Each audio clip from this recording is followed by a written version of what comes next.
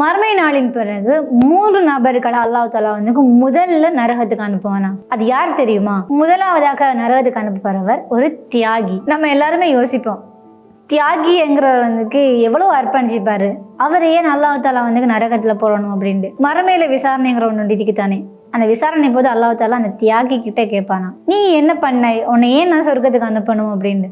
அதுக்கு அந்த தியாகி பதில் சொல்லுவானா, நான் வந்து உலகத்துல உனக்காக இதெல்லாம் இழந்தேன் யா அல்லாஹ், நான் உனக்காக இதெல்லாம் தியாகம் பண்ணேன், உனக்காக நான் போர் செஞ்சேன், உனக்காகத்தான் எல்லாம் செஞ்சேன்ட்டு அல்லாஹ்வே வந்து சாடுவானா. அந்த சந்தர்ப்பத்தில் அல்லாஹ் தஆலா வந்து நீ பொய் கூறுகின்றாய், ஏன் அப்படின்னு சொன்னா உன்னோட எண்ணத்துல இறைவனுங்கிற ஒன்று இல்லவே இல்லை, ஆகவே நான் உன்னை நரகத்துல போடுறேன் அப்படின்னு சொல்லி முதலாவதாக தியாகியை தான் அல்லாஹ் தஆலா வந்து நரகத்துல போடுவான். 2வது நபராக அறிஞர். இப்ப கேட்கலாம், அறிஞர் வந்து எதுக்காக வந்து நரகத்துல போடணும் அப்படின்ட்டு. இதே கேள்வி அல்லாஹ் தஆலா வந்து அர்ஜுன்ட்ட கேட்காரு, நீ வந்து நான் ஏன் உன சொர்க்கத்துக்கு அனுப்பணும் அப்படின்ட்டு. அறிஞர் பதில் சொல்லாரு, நான் இந்த உலக கல்வியை வந்து மக்கள் மத்தியில வந்து நல்ல முறையில எடுத்து சொன்னேன், அவங்களை வந்து நேர்வழிப்படுத்தினேன், நிறைய பேரை வந்து நல்ல வழிக்கு கொண்டு வரதுக்கு நான் பாடுபட்டேன், என் கல்வி அறிவை வந்து நான் எல்லாருக்கிட்டையும் வந்து பரப்பினேன் அப்படின்னு சொல்லுவாராம். அதுக்கும் அல்லாஹ் தஆலா சொல்லுவான், இப்பவும் நீயும் பொய் சொல்லுகின்றாய், ஏன் அப்படின்னு சொன்னா உன்னை எல்லாருமே அறிஞர்னு சொல்லணும், இந்த உலகத்திலே அனைத்து விடயங்களும் உனக்கு தெரியும்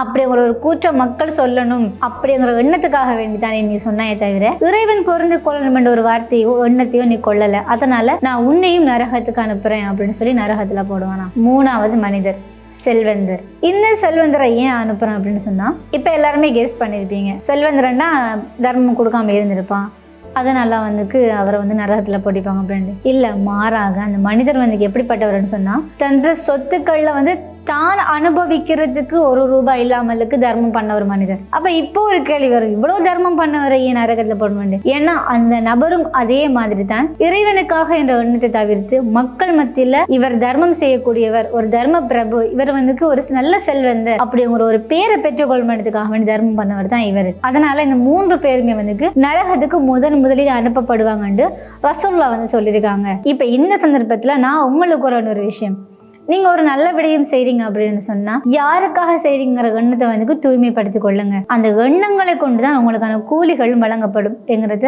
உங்களோட மனசுல ஆழமாக பதிஞ்சு கொள்ளுங்க.